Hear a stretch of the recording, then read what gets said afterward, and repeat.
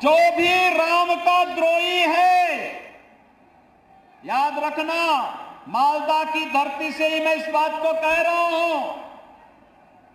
होली आने वाला है अभी कुछ ही दिनों के बाद, और कभी उस कालखंड में भी कुछ लोगों ने भगवान विष्णु और राम का नाम लेने को प्रतिबंधित किया था। होली के अवसर पर हम लोग क्या कहते हैं इसको। और मित्रों, आज बंगाल के अंदर एक बार फिर से जय श्री राम के नारे को प्रतिबंधित करने का कार्य किया जा रहा है। लेकिन याद रखना, भारत की जनता राम के बगैर कोई काम नहीं करती है। जब आपस में मिलती है तो राम राम कहती है, घर में कोई काम होता है तो राम नाम का जप करती है, और जब किसी परिजन की अंतिम यात्रा भी निकालती है तो फिर राम नाम सत्य है के साथ ही उस यात्रा को भी आगे बढ़ाने का कार्य करती है। राम के बगैर भारत का कोई काम ही नहीं, और जो रामद्रोही हैं उनके अभी भारत में कोई काम नहीं, बंगाल में कोई काम नहीं। ये संकल्प हम सबको लेकर के चलना है। और मैं यही पूछना चाहता हूं टीएमसी की सरकार से कि आपको राम भक्तों पर तो कोई रहम नहीं, लेकिन बंगाल के अंदर अराजकता पैदा करने वाले लोगों के साथ आखिर टीएमसी की कौन सी दोस्ती और कौन सी गठबंधन है जिसके कारण वह बंगाल की पूरी व्यवस्था को बदलने पर उतारू हो गए हैं। ये आत्मघाती कदम बंगाल की धरती से क्यों? मित्रों, जब देश के यशस्वी प्रधानमंत्री मोदी जी पाकिस्तान, बांग्लादेश और अफगानिस्तान के पीड़ित और प्रताड़ित हिंदुओं, सिखों, बौद्धों, जैनियों,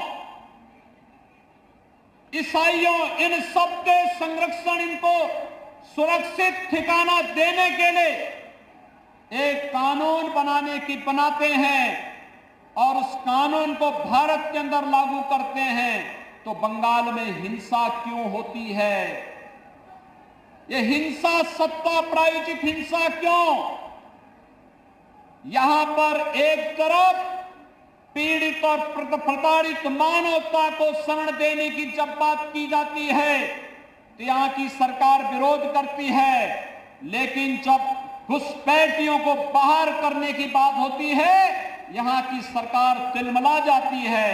यहां की सरकार घुसपैठियों, अवैध घुसपैठियों के साथ में है, उसको यहां की जनता के साथ कोई लेना देना नहीं। और यही कारण है कि यहां की सरकार केंद्र सरकार की किसी भी कल्याणकारी योजना का लाभ यहां के नागरिकों को देने में पूरी तरह फेल है। मित्रों, मैं आया हूं उत्तर प्रदेश से।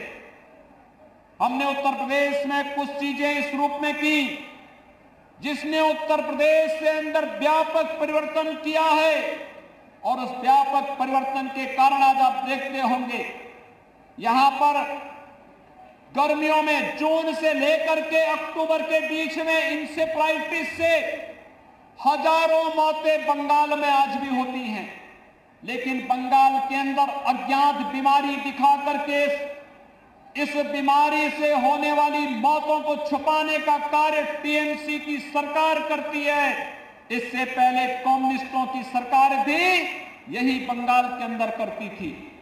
लेकिन हम लोगों ने प्रधानमंत्री मोदी जी के अनुकंपा और उनकी कृपा से स्वच्छ भारत मिशन के अंदर हर एक गरीब परिवार के घर में एक एक शौचालय बना दिया, हर एक घर तक शुद्ध पेयजल उपलब्ध कराने की व्यवस्था की।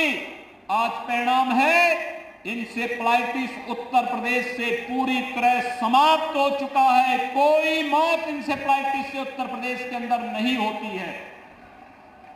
मित्रों, 3 वर्ष के अंदर उत्तर प्रदेश के अंदर 40 लाख गरीबों को आवास मिला है। प्रधानमंत्री आवास योजना में 40 लाख परिवारों को एक एक आवास।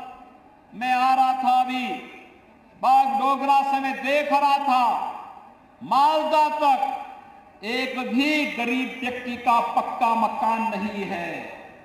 ये प्रधानमंत्री आवास योजना का लाभ यहां के गरीबों को क्यों नहीं मिल पाता है? यहां के बंगाल के गरीबों को क्यों नहीं मिल पा रहा है? क्योंकि यहां की सरकार रुचि नहीं ले रही है।